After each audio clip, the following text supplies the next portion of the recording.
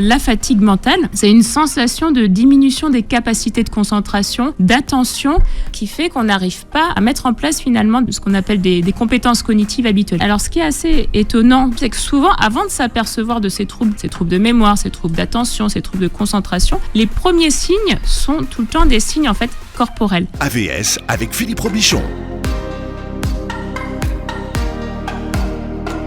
AVS pour À Votre Santé, bonjour, bienvenue, ravi de vous retrouver et je vous propose d'appuyer sur le bouton pause ce matin avec mon invité, le docteur Marine Colombel. Bonjour et bienvenue. Bonjour Philippe, merci de m'accueillir. Avec beaucoup de plaisir, vous êtes psychiatre et praticien hospitalier, alors vous ne ressemblez pas du tout aux psychiatres tels qu'on les imaginait à l'époque. Ah, je suis la nouvelle génération. Nouvelle génération, comme on dit. Vous animez également des groupes de méditation destinés aux soignants et aux patients. Vous êtes spécialisé dans la prise en charge psychothérapique du burn-out, stress et psychotraumatisme. Et vous enseignez, alors ça quand même, c'est quand même le clou, la méditation dans le diplôme universitaire de mindfulness de la faculté de Toulouse. Et il existe une formation universitaire pour la méditation. Il en existe de plus en plus. C'est ça que j'ai appris. Tout à fait. En plus, on a une formation qui n'est pas que pour les soignants, mais qui est beaucoup plus ouverte et qui permet d'intégrer l'outil méditatif dans de nouveaux milieux, par exemple dans l'enseignement, dans tout ce qui est le médico-social aussi. Et c'est vraiment une aide très importante pour la gestion du stress. On en parlera de la fatigue, mais également pour aider les gens du coup à retrouver leurs ressources. Mais ça s'adresse à qui ce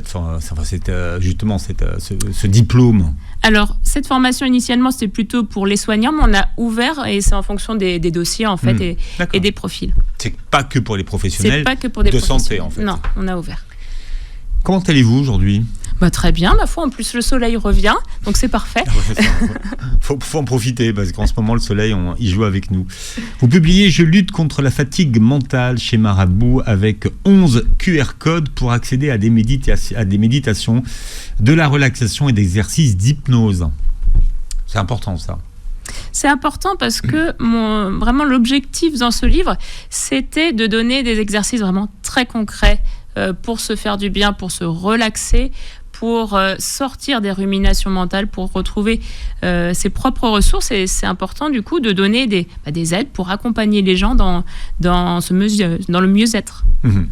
En tant que psychiatre, vous êtes souvent confronté à la fatigue mentale chez vos patients. C'est un motif de consultation en psychiatrie ? Alors moi, c'est un motif important parce que ma deuxième casquette, donc, c'est la prise en charge du burn-out. Donc évidemment, la question de la fatigue est extrêmement centrale. Mais ce qu'il faut vraiment comprendre pour moi, c'est qu'on est vraiment sur un continuum au niveau de la fatigue. C'est qu'on peut déjà agir directement pour éviter d'aller dans les extrêmes, qui serait la pathologie comme le burn-out, et se prendre en charge en amont. Et vraiment, mon objectif, ça va être de faire passer des messages plutôt de prévention pour s'occuper de soi, s'occuper de sa fatigue, avant que ça devienne un problème pathologique. Alors, la fatigue pour tout le monde, vous dites que ce n'est pas monobloc. Ça veut dire quoi ? Ça veut dire que finalement, ces signes de fatigue peuvent s'instaurer dans le temps. Et si on met en place des changements dans sa vie de tous les jours, que ce soit au niveau du sport, au niveau de l'alimentation, au niveau du bien-être mental, on va pouvoir agir de façon beaucoup plus précoce sur cette fatigue et éviter que ça ne se transforme en fatigue chronique avec toutes les conséquences au niveau corporel. Alors, vous distinguez les différentes formes de fatigue qu'il existe, les différentes fatigues. Pourquoi est-ce que, selon vous, c'est important de distinguer les différentes formes de fatigue ? Parce qu'il faut savoir, donc, c'est pas monobloc en temps, c'est pas non plus monobloc au niveau des causes. Alors, évidemment, quand on parle de fatigue générale, on a les grandes causes qui peuvent être des grandes pathologies, qui peuvent créer de la fatigue. Quasiment toutes les pathologies en médecine peuvent créer de la fatigue. Ça peut être une infection. On peut être sur un trouble psychiatrique. Par exemple, la dépression rend très fatigué. Ça peut être quelque chose, par exemple, aussi de l'ordre des maladies inflammatoires. On sait que la polyarthrite, que les maladies inflammatoires digestives aussi font de la fatigue. Ou, encore plus grave, les cancers provoquent de la fatigue. Donc, finalement, on est sur des étiologies qui sont très larges. Dans tout ce qui est important pour moi, en fait, c'est de vraiment, au début, différencier ce qui est grave et de ce qui n'est pas grave. Quand on a des signes de gravité dans la fatigue, évidemment, on n'attend pas pour aller consulter son généraliste. Mais en dehors de ces grandes pathologies, beaucoup de choses peuvent provoquer de la fatigue qui ne sont pas de l'ordre pathologique et qu'on peut prendre en charge. Donc, par exemple, on a la fatigue qu'on appelle corporelle. Imaginez que vous ayez fait le marathon, ou que vous avez fait une grosse activité, vous allez avoir une fatigue corporelle qui s'installe. Si vous ne prenez pas le temps nécessaire de récupération physique, la fatigue risque de s'accumuler dans le temps. De la même façon, au niveau de ce qu'on appelle la fatigue mentale, on peut avoir une fatigue aiguë si un jour, par exemple, vous avez une grosse activité mentale, une grosse activité qui demande de la concentration. Vous allez vous coucher, le lendemain matin, normalement, vous devez être frais. Si, après une vraie nuit de sommeil, vous vous rendez compte que cette fatigue est encore là, que le sommeil ne permet pas de récupérer, c'est que probablement, derrière, il y a quelque chose qu'il va falloir travailler. Soit de la gestion du stress, soit des ruminations. Vous dites que finalement, si la veille, on a eu une activité cérébrale importante, cette fatigue mentale, elle est normale. Elle est normale. C'est ça qu'il faut expliquer. Évidemment, c'est pas pathologique. Ouais, elle n'est pas pathologique. Ce qui doit alerter, il y a vraiment des signes qui doivent alerter. 3 grands signes de fatigue qui doivent alerter et qui doivent conduire pour moi à la consultation. La première, c'est le fait qu'elle soit installée. Normalement, si vous avez une journée fatigante, si vous allez dormir, le lendemain matin, vous devez être frais. Le sommeil doit faire son travail. Si le lendemain, vous êtes toujours fatigué et cette fatigue dure dans le temps, on doit se poser la question. La deuxième chose, c'est est-ce que cette fatigue est associée avec d'autres signes cliniques ? Si elle est associée, par exemple, à une perte de poids, si elle est associée à une perte d'appétit, ou à des douleurs ou à de la fièvre, évidemment, il faut consulter. Ça veut dire que la fatigue est un point d'entrée dans autre chose qui est probablement plus grave que la fatigue en elle-même. Une troisième chose qui doit alerter, c'est si d'un seul coup, vous avez une fatigue aiguë qui apparaît alors que vous n'avez absolument pas de cause particulière, ça doit alerter aussi pour aller consulter. Dans les autres cas, il va falloir questionner son mode de vie, sa gestion du stress, sa gestion du sommeil. Comment est-ce que vous définissez la fatigue mentale? Comment est-ce que vous mettez des mots sur finalement ce symptôme? Alors, la fatigue mentale, c'est une sensation de diminution des capacités de concentration, d'attention, qui fait qu'on n'arrive pas à mettre en place finalement ce qu'on appelle des compétences cognitives habituelles. Je vais vous donner des exemples, ça sera plus parlant. Si vous sentez que vous avez un moment une mémoire de poisson rouge, que vous n'enregistrez rien, vous allez faire la cuisine et vous avez un syndrome des exécutifs. Ça veut dire vous oubliez la casserole sur le feu parce que vous avez oublié que vous étiez en train de faire brûler une casserole. Syndrome des exécutifs. Alors là, je vais le ressortir. Ça veut dire que finalement votre esprit est fatigué, votre cerveau est fatigué, il n'arrive plus à mettre en place des processus normaux, automatiques. Ouais. Finalement, ça c'est de la fatigue mentale. Alors la fatigue mentale, ceux qui nous écoutent ont peut-être tous ressenti d'ailleurs cette forme de fatigue mentale, manque d'énergie, manque de motivation. Ça c'est de la fatigue mentale ou C'est de la fatigue mentale. Et alors ce qui est assez étonnant lorsqu'on a de la fatigue mentale, c'est que souvent, avant de s'apercevoir de ces troubles de mémoire, ces troubles d'attention, ces troubles de concentration, les premiers signes sont tout le temps des signes en fait corporels. La fatigue vient de l'esprit, vient des cognitions, mais pourtant c'est le corps souvent qui va porter les premiers symptômes. Ça veut dire que ça passe d'abord par le corps. Ouais, ça, il faut garder cette idée en tête. Ça veut dire que, moi je le vois dans les cas extrêmes, avec mes patients qui ont un burn-out, qui sont même dans un état d'épuisement, c'est toujours le corps qui va donner les premiers symptômes. Ça va se traduire vraiment d'une façon très différente d'une personne à une autre. Ça peut être des signes, par exemple, de douleur articulaire. Ça peut être des signes vraiment physiques aspécifiques. Par exemple, ça peut être des douleurs digestives, des problèmes digestifs. Ça peut être des céphalées. J'ai beaucoup de gens qui se plaignent de migraines, qui sont en fait des points d'entrée dans la fatigue chronique. Ça peut être aussi le fait de décompenser des maladies qui d'habitude sont bien équilibrées. Par exemple, vous avez un diabète qui est normalement bien équilibré, vous avez un asthme qui est normalement bien équilibré. D'un seul coup, vous déséquilibrez ces maladies-là. Ça, c'est également souvent des signes de fatigue.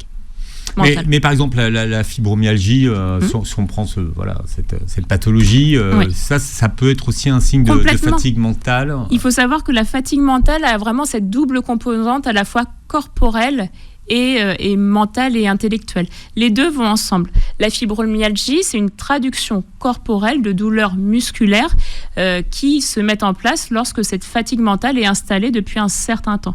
Cette fatigue mentale peut avoir plusieurs origines. Ça peut être un problème de gestion du stress. Ça peut être une surcharge émotionnelle également qui peut fabriquer ça. Ça peut être des grandes difficultés de vie qui finalement, au lieu de se traduire comme pour d'autres personnes dans des troubles anxieux ou des dépressions, peuvent se traduire en fait par des douleurs corporelles qui viennent parler de cet état de souffrance psychique. Alors la première fonction cognitive à pâtir de la fatigue, c'est notre attention. Notre attention, elle est très centrale. Pourquoi alors? Expliquez-nous. Parce que notre attention, c'est notre capacité à rester concentré sur une tâche. Et il faut savoir que lorsqu'on a des troubles de l'attention qui se mettent en place, on va avoir des troubles de la mémoire. Pour mettre en mémoire quelque chose qui est nouveau, il faut un certain temps d'attention sur un objet. Si vous n'arrivez pas à rester concentré assez longtemps, l'information va passer, elle ne va pas être emmagasinée. Et ça se traduit concrètement par des difficultés dans la vie quotidienne. On va oublier les objets un peu partout. On va oublier des tâches. On va faire les courses, on va oublier la moitié de ses courses. Tout ça, ça ne vient pas. Donc je rassure souvent mes patients en disant non, vous n'avez pas un Alzheimer précoce. Rassurez-vous, ce n'est pas un signe de démence. C'est juste que vous êtes tellement fatigué que vos capacités d'attention ne permettent pas la mise en mémoire à court terme. Au niveau émotionnel, il devient difficile de prendre de la distance avec ce qui se passe. Donc là, on part, on a une vraie marmite. Une éponge, souvent, c'est ce que je dis à mes patients, vous êtes une éponge émotionnelle. Pourquoi ? Parce qu'il y a certaines capacités au niveau du cerveau qui consomment énormément d'énergie. La régulation des émotions, ça consomme énormément d'énergie. Ça veut dire que quand on est fatigué, on va perdre un peu notre filtre, qui est tout le filtre des émotions. On va vivre nos émotions, mais on va avoir du mal à les réguler. Ça veut dire que, par exemple, un des signes, c'est vous regardez un film triste, d'un seul coup, vous vous mettez à pleurer. Vous dites, mais d'habitude, je pleure jamais comme ça. Ça, c'est un signe de dérégulation émotionnelle. Ça veut dire que l'émotion est réelle, sauf que le filtre n'a pas pu se mettre en place parce que vous manquez d'énergie. D'accord. C'est pas le film qui est triste. Ça peut être le film qui est triste. Mais d'habitude, si on était en forme, on n'aurait pas pleuré devant ce film. Bon, il y a des gens qui pleurent facilement. Oui, il y a des gens qui pleurent facilement. Comment est-ce qu'on évalue son niveau de fatigue mentale? Parce que là aussi, beaucoup qui nous écoutent aujourd'hui se disent, mais comment savoir qu'on est fatigué mentalement? Alors, il faut voir 2 critères, c'est le temps et l'intensité. Le temps, comme je vous ai dit, on peut être 1 jour, 2 jours, 3 jours fatigué, ça arrive si on a fait une grosse activité. Ce qui est important, c'est de voir, est-ce que mon sommeil est récupérateur ? Dire, je dors bien pendant 2-3 jours, ça y est, ça remonte. Donc là, on n'est pas du tout, on ne s'inquiète pas. Par contre, si on sent que tous les jours, on a les mêmes plaintes, tous les matins, quand on se réveille, on sent la fatigue, là, on doit quand même s'inquiéter, aller chercher ce qu'il y a en dessous. La deuxième chose, évidemment, c'est de l'intensité de la fatigue. Tant que cette fatigue reste gérable dans le quotidien, ça veut dire qu'elle ne nous empêche pas de faire des choses qu'on aime, qu'elle ne nous empêche pas, elle ne nous entrave pas dans notre quotidien. De voir des gens, par exemple. D'aller voir des gens. Ouais. On peut être fatigué, dire, allez, je sors, ça va me faire du bien, je vais aller voir mes amis. Là, la fatigue n'est pas envahissante. Si cette fatigue a une telle intensité qu'on dit, non, mais je suis épuisé, je ne peux pas sortir, je ne peux pas voir des gens que j'aime, il faut également être alerté, cette fatigue est trop importante parce qu'on dit qu'elle est dysfonctionnelle en thérapie cognitive. Ça veut dire qu'elle m'empêche de faire des choses qui me font du bien. Il y a 2 questionnaires dans votre livre auxquels il faut répondre. On répond aux questions. Pichot et Epworth. Alors voilà, c'est ça.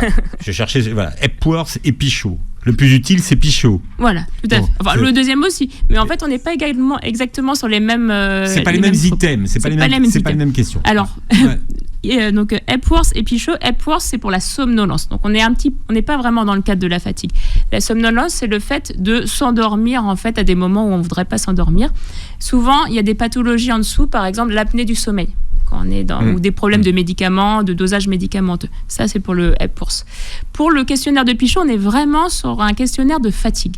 Ça veut dire qu'on va voir l'intensité de cette fatigue. Est-ce qu'elle est envahissante ? Est-ce qu'elle m'empêche dans la journée de faire des choses importantes pour moi ? Et donc là, on va faire le score. Parce que c'est un auto-questionnaire, c'est-à-dire qu'il n'y a pas besoin d'un. Non, mais ça va, c'est super facile à faire. Voilà. Il y a 8 items, on répond oui ou non, beaucoup ou pas beaucoup.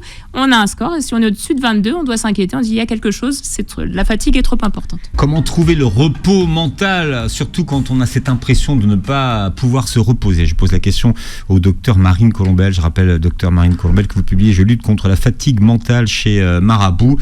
Et vous dites que la fatigue mentale est liée à 3 types de pensées qui reviennent régulièrement et qui pèsent sur nos réserves d'énergie. Quels sont ces 3 types de pensées ? Le questionnaire.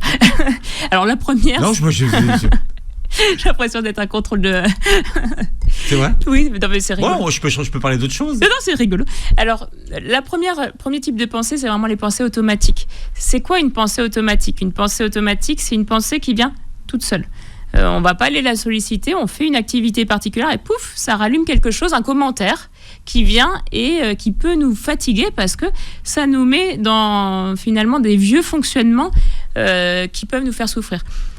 Cette pensée automatique, sa particularité, c'est qu'elle est rarement gentille avec nous. C'est souvent des petites phrases qu'on s'envoie soi-même et qui vient juger nos actions. Et ces petites phrases ne viennent pas de n'importe où, elles viennent très souvent de notre passé, en fait. C'est une phrase qui a été emmagasinée en nous, par exemple, « tu n'y arriveras jamais »,« de toute façon, tu réussis rien », enfin, toutes ces petites phrases, des fois, qu'on se lance, et qui, finalement, vont ouvrir un deuxième type de pensée qui nous fatigue, qui s'appelle la rumination. La rumination, c'est le fait d'avoir les pensées qui tournent en boucle les unes sur les autres. Surtout avant de se coucher. Par exemple, c'est vraiment le moment favori des ruminations, le fait d'aller se coucher. Pourquoi ? Parce que on n'a rien d'autre à faire. Du coup, le cerveau va avoir tendance souvent à tourner sur lui-même. Et souvent, quand je parle des ruminations, j'appelle ça un peu, c'est la machine à laver sur le cycle essorage. Ça veut dire que ça tourne en rond, mais en fait, il n'y a pas de sortie. Ça tourne sur soi-même. Et on sait que ces ruminations sont extrêmement énergivores. Elles nous enferment finalement dans un fonctionnement cognitif qui, nous empêche de dormir quand on est le soir, parce qu'on n'a pas besoin de ça en ce moment, et deux, qui en elles-mêmes consomment beaucoup d'énergie, qui sont une grosse source de fatigue.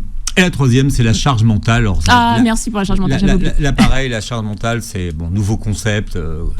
Alors, c'est pas tout à fait un nouveau concept, c'est juste que notre type de société augmente ce qu'est la charge mentale. Je vais m'expliquer. On en parlait pour les mères de famille longtemps, de ce concept de charge mentale. Parce que c'est souvent les femmes en fait qui sont le plus proies de ça parce qu'elles ont beaucoup de choses à gérer différentes, mais les hommes aussi peuvent très bien avoir une charge mentale. Qu'est-ce que c'est que la charge mentale ? C'est le fait finalement de ne jamais vivre dans le moment présent. On va sans arrêt, lorsqu'on a une charge mentale, se projeter dans le futur en se disant toutes les tâches qui nous restent à faire et qui sont souvent dans des milieux différents qu'on est en train de faire. Par exemple, vous êtes au travail, vous allez penser aux enfants, vous allez penser aux courses que vous allez devoir faire, vous allez devoir penser au week-end que vous allez organiser. Si vous faites tout d'un coup, si vous pensez à tous ces sujets d'un coup, finalement, c'est inextricable. Vous avez un poids qui est... Vous êtes dans un tunnel. En fait, vous vous imaginez dans un tunnel. C'est ça, et il n'y a pas de sortie. Pourquoi il n'y a pas de sortie ? Parce qu'on pense au futur. Le futur n'est pas encore là. Donc la solution pour sortir de la charge mentale, ça va vraiment être d'apprendre à se recentrer sur le moment présent. Gérer les choses telles qu'elles viennent au moment où on est en train de le faire. C'est ce qu'on fait par exemple avec la méditation. Lorsqu'on est au travail, on pense au travail. Lorsqu'on est en train de jouer avec ses enfants, on pense à ses enfants. Lorsqu'on est dans la douche, on pense à la douche. Et ça va permettre finalement à notre cerveau de vivre cet instant présent et de se décharger de tout ce qui n'est pas utile à l'instant présent. Sur les ruminations, par exemple, il y a des exercices, comment on fait pour se détacher des ruminations ? Ça, c'est l'horreur, les ruminations. Et en plus, on se rend compte souvent qu'il n'y a rien, de factuel. Tout à fait. Souvent, il n'y a pas de cause aux ruminations. Ça tourne en boucle tout seul. La première chose, pour moi, qui vraiment aide déjà à se détacher, c'est de s'apercevoir qu'on est dans un processus de rumination. Ce qui est difficile, c'est que souvent, on commence à ruminer, mais il nous faut un certain temps avant de nous dire « tiens, je suis en train de ruminer ». Et ça nous fatigue. Le simple fait déjà de dire « ah, mais à quoi je pense là en ce moment ? Mais je pense à quelque chose qui n'est pas du tout du moment présent, je ressasse le passé. Ou alors je suis en train de me projeter dans un futur, de toute façon je ne sais pas du tout si ça va arriver. » Ça permet déjà de faire ce petit décalage et de commencer à sortir de la rumination. Ça, c'est la première étape. La deuxième, pour sortir des ruminations, ça va être vraiment de porter notre attention sur autre chose que la pensée. Et souvent, moi je conseille à mes patients, vous sortez des pensées, vous pensez à autre chose. Ce que vous avez sous la main, c'est votre corps. Donc vous allez vous poser et regarder ce qui se passe dans votre corps. Regardez quelle est votre sensorialité, par exemple avec l'exercice des 5 sens. Vous appelez ça le scanner. Ou le scanner corporel. Ouais. Je vais aller observer tout ce qui se passe dans mon corps. Je vais peut-être me concentrer sur ma respiration, sentir l'air qui rentre et qui sort. Et si on fait ça pendant quelques minutes, donc c'est de la méditation informelle en fait, c'est de la méditation dans la vie de tous les jours, on va sortir du processus de rumination. Et la rumination va s'arrêter d'elle-même. Alors vous proposez des exercices, mais il y en a un qui s'appelle « Les pensées sont comme des nuages ». Oui. Alors ça, c'est une vision très traditionnelle, ça vient pas de moi. Donc c'est une image qu'on utilise traditionnellement en méditation, surtout au Tibet, elle est très utilisée. Il qui n'est pas forcément la plus facile à visualiser lorsqu'on est en proie avec ses pensées. Mais nous ne sommes pas des nuages. Nous ne sommes pas des nuages. Nous ne sommes pas des nuages. Les pensées sont des nuages qui passent dans le ciel. Nous sommes le ciel. Ça veut dire que lorsqu'on arrive à décrocher des nuages, aller au-dessus, le ciel est éternellement bleu. Et ça, c'est vraiment quelque chose qu'il faut garder en tête, c'est que nos états mentaux, nos émotions, ils sont là à un moment donné, mais ils ne sont pas là pour rester. Ça veut dire que les pensées, les émotions viennent et partent. Et lorsqu'on arrive à sortir, à décoller de ces pensées et émotions, on se rend compte que notre ciel est beaucoup plus vaste qu'on ne le pense. Le travail est un grand déclencheur de fatigue mentale. On parlait du burn-out tout à l'heure. Déjà, comment est-ce qu'on peut évaluer les signes avant-coureurs du burn-out ? Alors, les signes, on en a parlé un petit peu tout à l'heure, c'est qu'avant que le burn-out s'installe, les signes de fatigue sont déjà présents souvent depuis plusieurs mois. C'est juste qu'on n'a pas fait attention, on a continué le processus jusqu'à la phase de burn-out, qui est la phase d'arrêt, en fait, au niveau corporel. Il va falloir identifier ces signes de fatigue qui sont installés, et évidemment, on va revenir au corps, parce que c'est le corps qui va porter les premiers symptômes. Donc, c'est exactement les mêmes symptômes que je vous ai parlé tout à l'heure. Les douleurs corporelles, les céphalées, les problèmes digestifs. Le fait d'avoir aussi une moins bonne immunité, ça veut dire vous tombez malade sans arrêt pour toutes les infections qui passent. Tous ces signes doivent alerter, doivent vous dire « Attention, là, mon corps est fatigué. Il va falloir que j'en prenne soin, il va falloir aller voir ce qui se passe, peut-être un peu mieux gérer mon stress, peut-être faire une pause, peut-être aller en vacances. Mais en tout cas, je ne dois pas laisser s'installer cette routine qui m'entraîne vers l'épuisement. » Mais souvent, quand on a cette fatigue mentale, le fait d'aller en vacances ne change rien, puisqu'on continue les ruminations, voilà. Donc c'est là où il faut justement apprendre à sortir des ruminations et à revenir au moment présent qui est celui des vacances et profiter à fond sensoriellement de qu'est-ce que c'est que mes vacances, avec qui je suis. Souvent on n'est pas en vacances seul, on est avec des gens qu'on aime et recentrer vraiment notre attention sur le plaisir du moment présent. On parlait des différents types de fatigue tout à l'heure, mais chaque type de fatigue a un type de repos. Par exemple, vous, comment on fait pour reposer ses sens ? Alors ça c'est un exercice qui est intéressant parce que c'est un exercice qui est ancien qui s'appelle le retrait des sens, que j'adore. On va partir de nos 5 sens, ça veut dire on va écouter ce qui se passe autour de nous, on va sentir l'odeur, on va faire attention à nos sens tactiles, qu'est-ce qui se passe, qu'est-ce qu'on voit. Et petit à petit, on va apprendre à calmer ses sens, à recentrer toute notre attention, non plus vers l'extérieur, mais vers l'intérieur de nous-mêmes, vers notre respiration. Donc c'est un exercice que je conseille, par exemple, quand vous êtes couché, vous voulez faire une petite sieste, vous faites le retrait des sens. Vous partez sur la sensorialité et vous allez petit à petit vous recentrer sur qu'est-ce qui se passe à l'intérieur de mon corps, comment est ma respiration. Et vous allez voir que petit à petit, les sens vont se reposer. Si vous allez jusqu'au sommeil, ils vont petit à petit s'éteindre. J'ai appris dans votre livre d'ailleurs ce que ça voulait dire sieste. Ah bon ? D'où ça venait. Ah, d'où ça... je sais plus si je parlais d'où ça venait. Oui. Dites-moi. Ah les, bon ? les 6... Enfin, c'est la 6e heure. Je crois pas que ça soit dans mon livre. Ça me dit rien. Mais c'est pas grave. Je n'invente rien. La 6e heure, c'est à partir de la 6e heure. Non, peut-être. Oui, sixte. Oui, du latin. Oui. C'est bon, ça me revient. Ça y est. Ma fatigue mentale est revenue. Oui, ça vient du latin de la 6e heure, de la pause. Non, mais moi, je ne le savais pas. Attendez.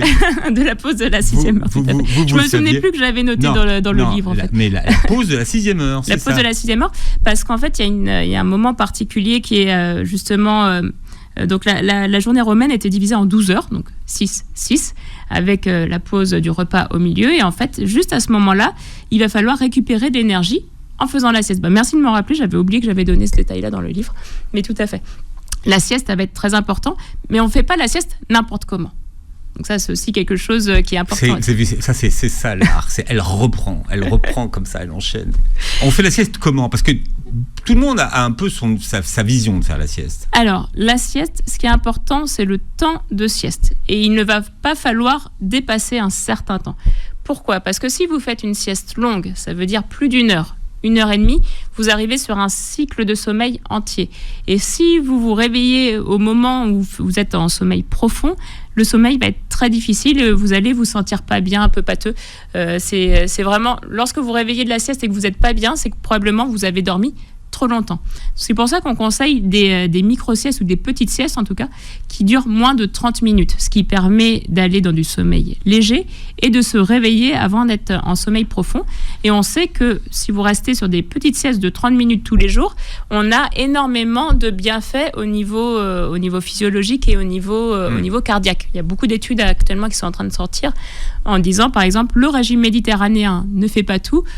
Pourquoi on est en bonne santé en Méditerranée? C'est aussi parce qu'on fait de la sieste en début d'après-midi. Oui, et même moins de 30 minutes. Hein. Même moins de 30 minutes des fois. C'est génial. 10 minutes, un quart d'heure, ça suffit. Souvent même, on n'a même pas besoin d'aller vraiment dans de la perte de conscience. On peut rester dans ce qu'on appelle la période hypnagogique. Ça veut dire juste la période d'être un peu entre deux, si vous voulez. Ça suffit pour récupérer de l'énergie jusqu'à la fin de la journée. Après, beaucoup ne font pas la sieste parce qu'ils ont peur de ne pas pouvoir se réveiller. Tout à fait. Donc c'est pour ça qu'il faut... le cerveau est bien fait en général. Hein. Il est bien fait. Alors bon, au pire, vous mettez un petit réveil, vous mettez votre portable. Sinon, il y a une petite technique qui est très rigolote qui vient de Descartes, qui a découvert cette technique-là pour faire des petites siestes. C'est que lorsqu'il s'endormait, il mettait dans sa main des petites pièces de monnaie et en dessous, il avait un petit pot qui faisait du bruit en fer. Et dès que la tension lâchait, dès qu'il s'endormait et que la main s'ouvrait, les pièces tombaient dans le bol et ça le réveillait. Donc c'est une technique qui est très rigolote, mais qui correspond bien. Voilà. C'est exactement le temps qu'il faut pour une sieste. Ouais. D'ailleurs, les marins, ceux qui font des courses tout seuls en solitaire, le savent bien. Hein. Ils enchaînent des micro-siestes pour dormir. Ils enchaînent des micro-siestes de moins d'une demi-heure généralement, mais par contre, eux, contrairement à nous, en font beaucoup. Ça veut dire qu'ils vont avoir... il faut quand même couvrir le temps minimal de sommeil. Ils vont faire des petits cycles séparés les uns des autres. Vous avez un truc pour ceux qui n'arrivent pas à s'endormir le soir, c'est de se dire que... Je ne veux pas dormir. C'est incroyable, ça. C'est paradoxal. Comment on fait ? Non, je ne veux pas dormir, je resterai éveillé. Mais ça, c'est quelque chose qui est assez étonnant. C'est parce que notre cerveau est bien fait. Qu'est-ce qui nous empêche de dormir lorsqu'on est fatigué ? C'est parce que justement, on s'accroche à l'idée « je veux dormir, je veux dormir, je veux dormir ». Et quand on fait ça, en fait, on laisse réveiller une partie de notre cerveau qui, en fait, interprète ça comme « oui, il faut rester éveillé, il faut rester éveillé, il faut rester éveillé ». Donc, on va sortir de ce paradoxe-là, on va lâcher, on va se dire « non ». Je m'en fous, je ne veux pas dormir, je ne fais pas attention à ça. Et le fait de baisser la pression psychique au niveau de l'endormissement fait que le corps, il est fatigué, il va trouver le sommeil tout seul. Vous le testez ce soir, et si ça fonctionne, vous nous le dites. Vous le mettrez en commentaire sur la vidéo, puisque vous verrez la vidéo de cette émission, et vous direz, tiens, c'est grâce à Marine Colombel que j'ai trouvé comment dormir. On parle de fatigue mentale avec mon invité, le docteur Marine Colombel, psychiatre et praticien hospitalier. Je rappelle que vous publiez « Je lutte contre la fatigue mentale » aux éditions Marabout. C'est la période où nous rentrons dans notre dépression saisonnière. Oui, le soleil est moins puissant, on a moins de vitamine D, on va souvent mettre en place en fait des déficits, par exemple en oméga 3, et on sait que c'est une période où on est à risque au niveau de la santé mentale de ce qu'on appelle justement la dépression saisonnière, qui est une forme très particulière de dépression qui apparaît justement à cette période de l'année. Alors vous écrivez dans votre livre, et je parle sous votre contrôle maintenant, Marine, qu'un tiers des Français souffrent de fatigue due au dérèglement de ce que vous appelez leur horloge interne. Donc qu'est-ce qui se passe à ce moment de l'année ? C'est quelque chose qui est assez étonnant, c'est que notre cerveau est fait pour vivre en fonction de la luminosité ambiante. Ça veut dire qu'on a en nous ce qu'on appelle une horloge interne qui gère énormément de choses dans le corps, notamment les cycles nuit-jour, ça veut dire sommeil et éveil. Je crois que c'est le cycle circadien. Cycle circadien, tout à fait. Et ce cycle, en fait, est préprogrammé génétiquement. Ça veut dire que normalement, on a un cycle de 24 heures qui est fait, mais pas tout à fait 24 heures. C'est là où est le problème. Certaines personnes sont réglées, par exemple, à 23h50, alors que d'autres vont être réglées à 24h10. Donc, si elles faisaient juste attention à leur cycle habituel génétique, on voit bien que jour après jour, elles se décaleraient. Et au bout de quelques semaines, elles seraient complètement décalées au niveau des horaires. Donc, la nature est bien faite. Il y a quelque chose qui va régler tous les jours, remonter cette pendule interne. Inconsciemment, on se règle, en fait. Inconsciemment, on se règle. Ça va être le soleil. Le soleil va permettre à notre horloge de se remettre à l'heure du jour. Sauf qu'on sait qu'en septembre, le soleil finalement va baisser, on va avoir beaucoup moins de luminosité et on va arriver dans une période où notre horloge interne peut se déréguler et avec des conséquences négatives sur beaucoup d'hormones, notamment les hormones qui gèrent l'état de bien-être ou l'état de dépression. Et c'est pour ça que c'est une période particulière pour l'apparition de la fatigue et dans les cas les plus graves, de troubles anxieux, voire de troubles dépressifs. D'accord, mais quand on parle de dépression saisonnière, c'est la même chose qu'une dépression ou il y a des spécificités ? Alors c'est quasiment la même chose. On va retrouver les deux grands signes qu'on retrouve dans toutes les dépressions. Le premier, c'est la tristesse de l'humeur, c'est-à-dire qu'on va être extrêmement triste et on va être extrêmement triste pendant au moins 15 jours. C'est-à-dire que c'est pas une tristesse qui est ponctuelle, c'est une souffrance. En fait, c'est une tristesse qui va produire une souffrance sur une longue durée. Et le deuxième critère, c'est qu'on va avoir ce qu'on appelle une anédonie, c'est-à-dire qu'on va perdre le plaisir de faire des choses qui sont plaisantes habituellement. Quand on a ces deux signes sur plus de 15 jours, ça signe la dépression, que ça soit saisonnier ou non, c'est des signes courants. Par contre, on va avoir des choses qui sont un peu plus spécifiques à la dépression saisonnière. La première chose, ça va être au niveau du sommeil. On va avoir tendance à allonger le temps de sommeil, alors que dans les dépressions habituelles, on réduit. On a besoin de dormir plus, c'est ça ? On a besoin de dormir plus, donc notre corps va essayer de dormir plus pour résoudre, ce qui ne va pas résoudre le problème d'ailleurs, mais c'est une tentative de notre corps de résoudre. Et le deuxième critère, c'est la saisonnalité. Ça veut dire que les gens qui souffrent de dépression, qui ne sont pas forcément saisonnières, peuvent avoir une dépression n'importe quand dans l'année.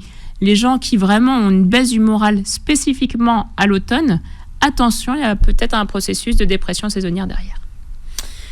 On parle de fatigue mentale, on parle des différents styles de fatigue et des différents types de repos. Donc, qu'est-ce qu'on va penser à reposer quand on souffre de fatigue mentale ? Alors là, on sort de la quête de la dépression qui est vraiment une pathologie. On est ressorti de la dépression. On revient sur un état normal de fatigue saisonnière. Il y avait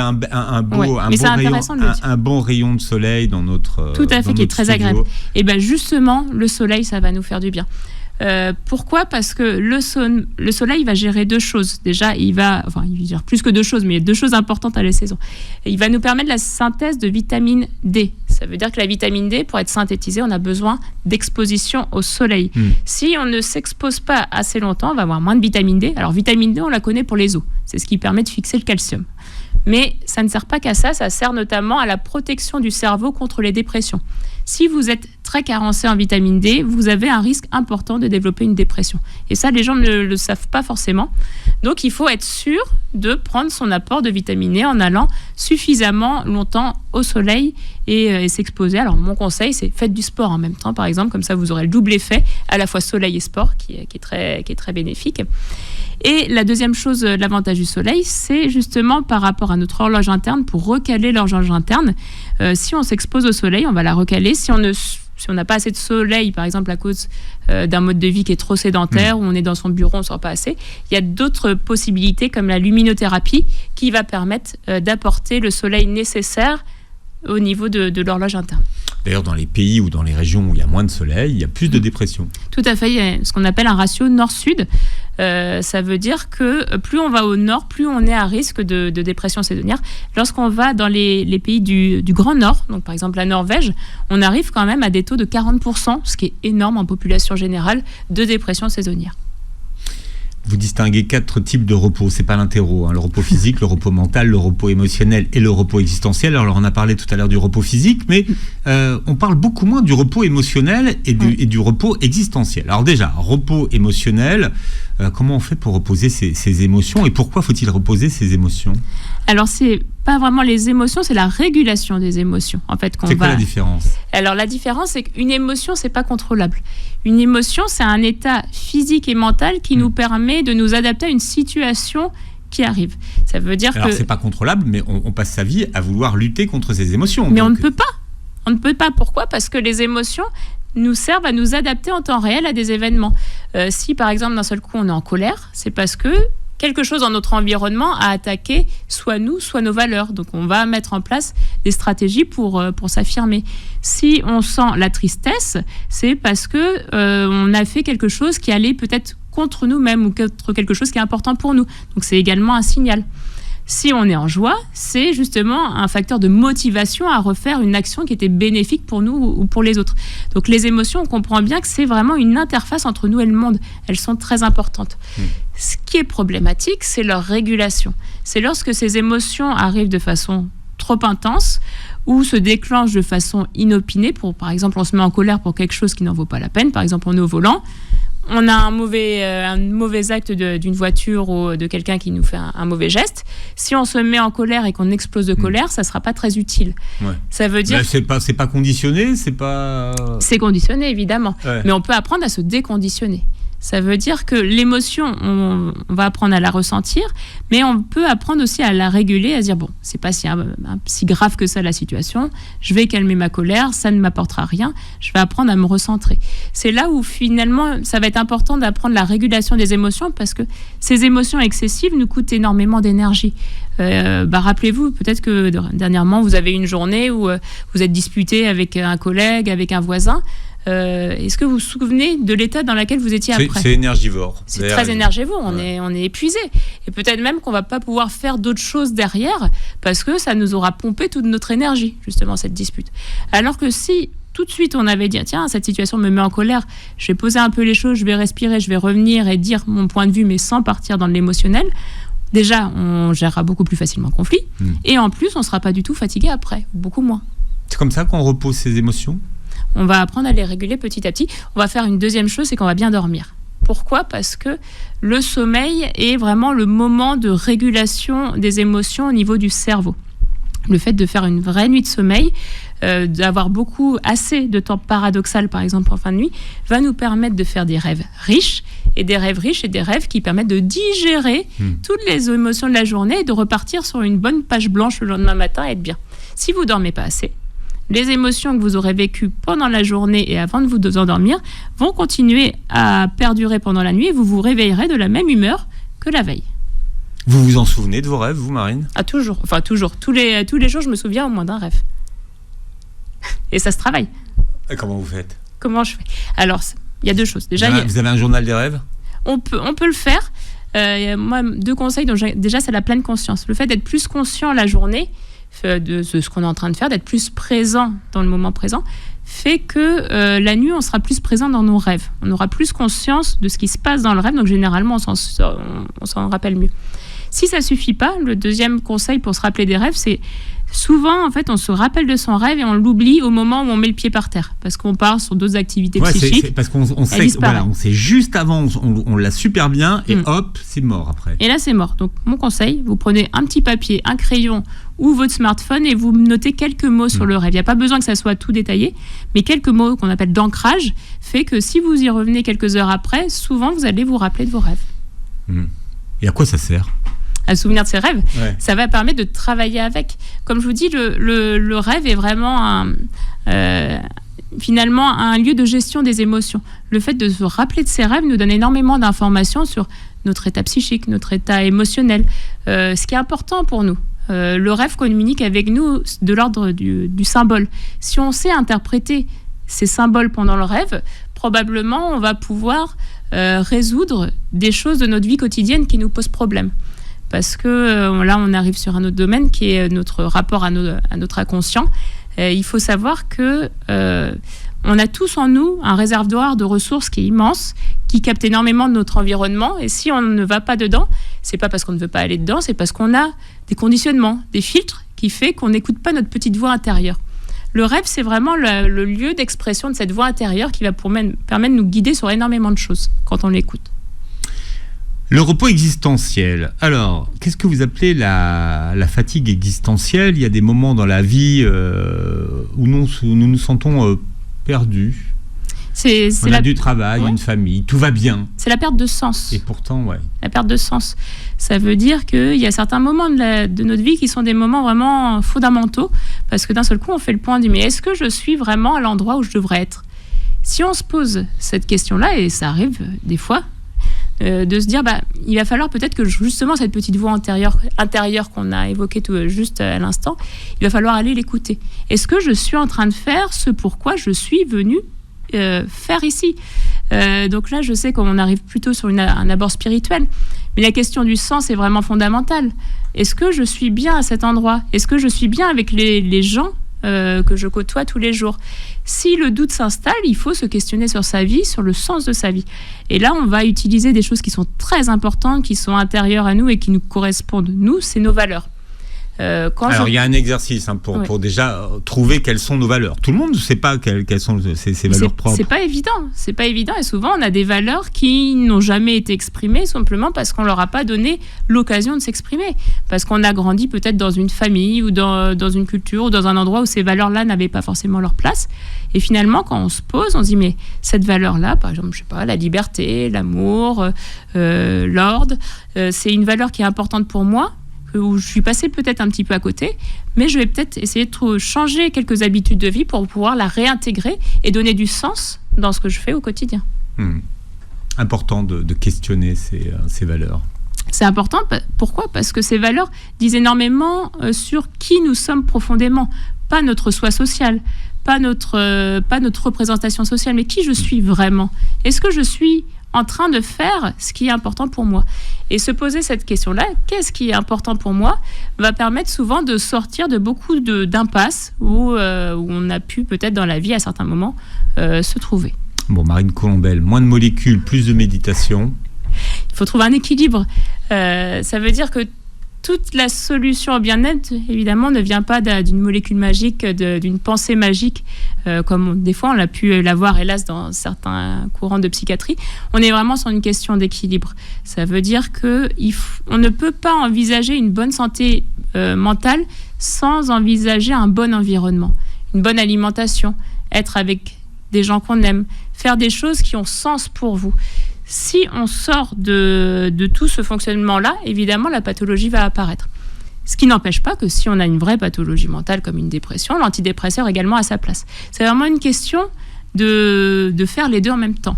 Et c'est lorsqu'on arrive à intégrer finalement notre fonctionnement dans le monde qui nous correspond qu'on trouve un équilibre et qu'on sort de la pathologie mentale. Fin d'interro, Marine Colombel. Merci. Je rappelle que vous publiez... J'aurai une bonne note, j'espère. Alors, très bonne note. C'est un plaisir de vous écouter. Merci. Voilà. D'ailleurs, on pourra vous réécouter en podcast sur beurrefm.net et sur les plateformes qui reprennent l'émission. Je rappelle que vous publiez « Je lutte contre la fatigue mentale ». Montrez-le à la caméra puisque l'émission est filmée.